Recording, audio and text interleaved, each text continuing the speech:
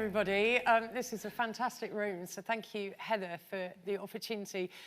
Especially after that panel, I'll be absolutely honest with you, I had imposter syndrome before I walked in through the door, and now I've really got it. But anyway, let's see how the next 15 minutes go. Yeah, I've had a very varied career, so apologies. I'm going to take you through some really random collection of organisations, but I'm going to try and pull together a story.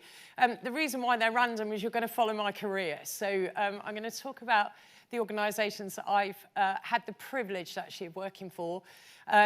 Most of my career has not been in financial services, so I could not agree more with what Peter was saying about the language is interesting and slightly confusing, but we'll come to that a little bit later.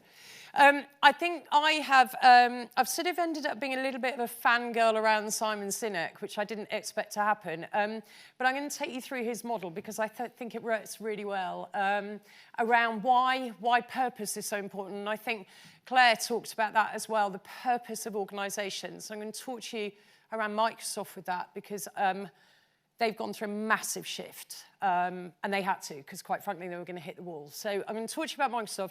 I'm then going to talk to you about the what, which is my favourite customer lifecycle, customer journey, and understanding consumers through that lens. I'm then going to talk to you about the how, which is all around human beings and what we need. And you're going to see the word ease come out quite a lot, because I think wherever I've been in all the organisations, the common thread through all of them is, guess what, people. And we're human beings at the end of the day, whether we're customers, whether we happen to be investing, whether we happen to be standing by the side of the road waiting for our Jaguar Land Rover to be picked up.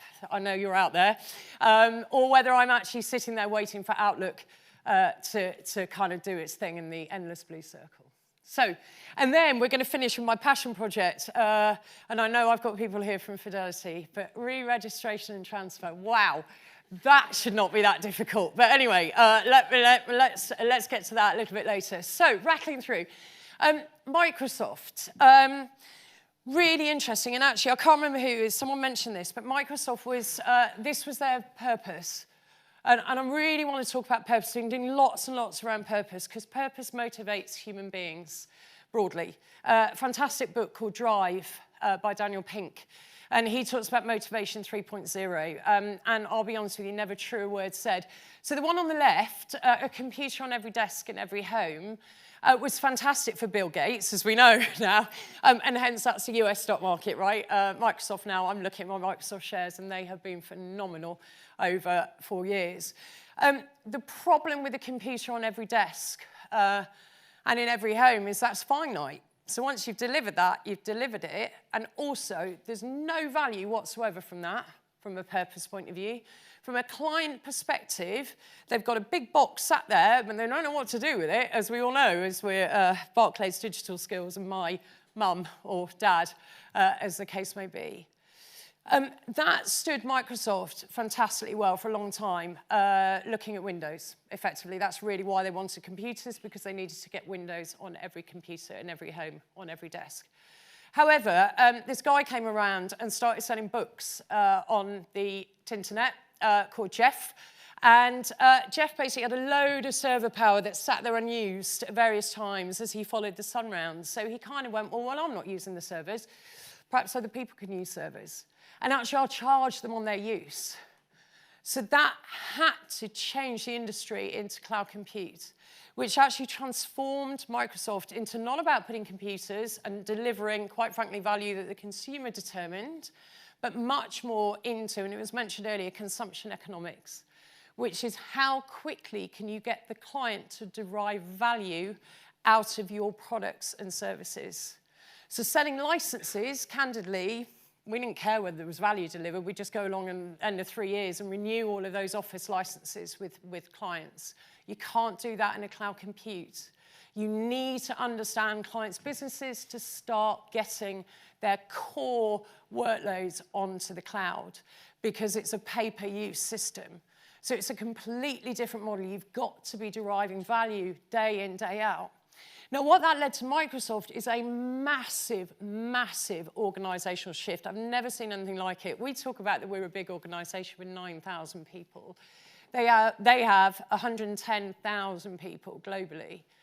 And or certainly the engineering teams had to move their mindset from a know-it-all, because I've stuck something on a computer that's now on a desk, into a learn-it-all mindset.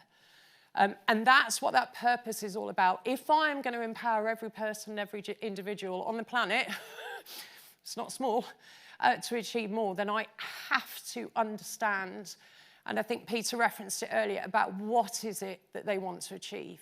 Because if I don't understand that in depth, then I can't add that empowerment or enable that individual to become empowered.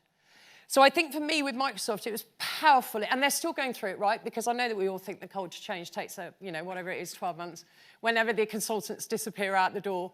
But they're probably still on to that 4 years. People couldn't go on the journey, others had to adapt. But that really was, and Satya was a massive proponent of a growth mindset. So that's the enormous bit, if you like. If I then bring you, now we're going to go to Jaguar Land Rover. It's a random switch. So if we're going to derive value, and I think this happens in every single organisation I've been in, and Fidelity is no exception, which is I walk into every organisation and say, well, what is the life cycle? So that's been interesting, actually. Big learning with Fidelity. Started to talk much more about life cycles, because our clients hang around for a long, long time, right? They're about 12 years. I've certainly never worked in FMCG, which is washing powder in minutes and seconds. Cars are around 3 years-ish. They're a bit shorter at the moment because the used car values are doing really well. But in JLR, we needed to really understand the life cycle that our customers were going through. Now, it's not difficult, and it's circular, because ideally you buy a car, you use it, preferably you don't break down, but you've got to be ready, right, because they're machines that do. And then what the whole intent is that we keep that life cycle going. And of course, a lot of you are in personal finances at the moment. So that helps that the funding of the vehicle makes that a lot easier.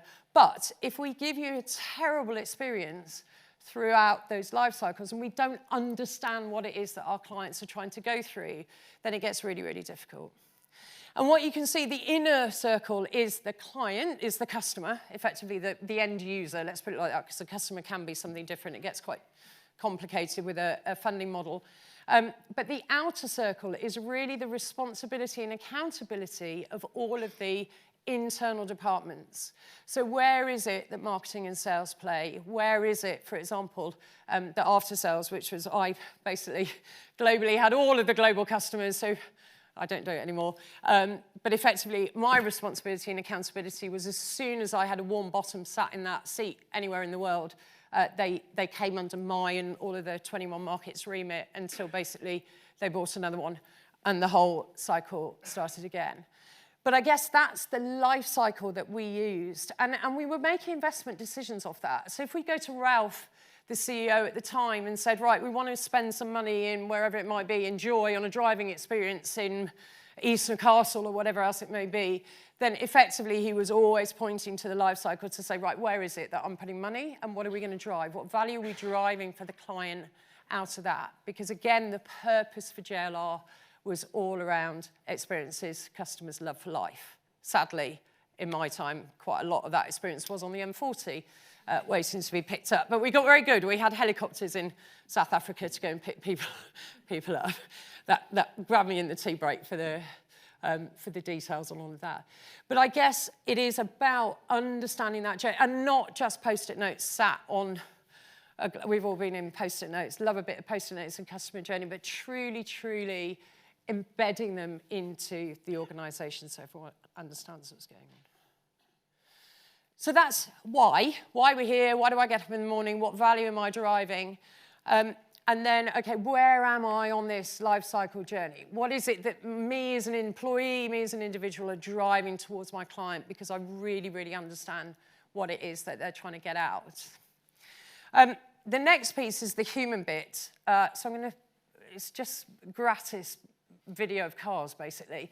So this now for me is all around the people. So we had a huge campaign in Jaguar Land Rover that needed to go all the way through from how we designed vehicles, how we engineered them, how we built them, and then finally how we got them out the door and actually had warm bottoms of people sitting in there and driving them. And this campaign came about really to try and galvanise the 37,000 people across the organisation to understand what they needed to do and what they needed to think about.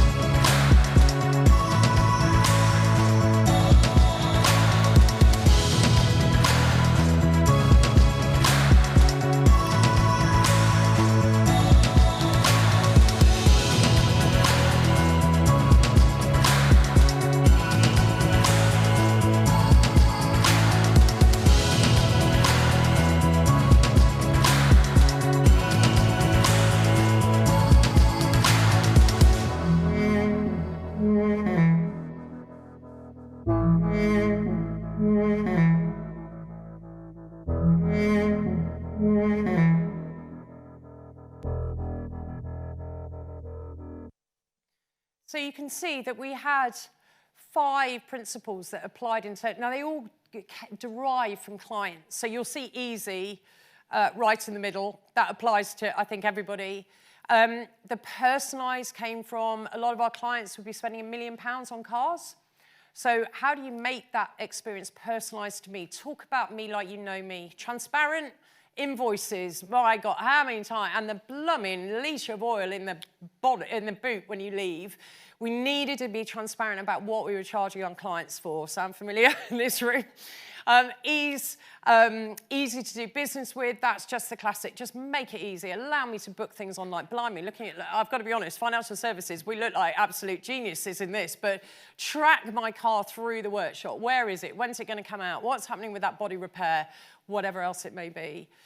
Dependable, always be there. That particularly, I'll be honest with you, was for our design and engineering guys. Please don't build a car that needs 25 different bumpers on it, which the Discovery did at one point, because that is an absolute nightmare to stock from a parts point of view. So think about it all the way through the channel.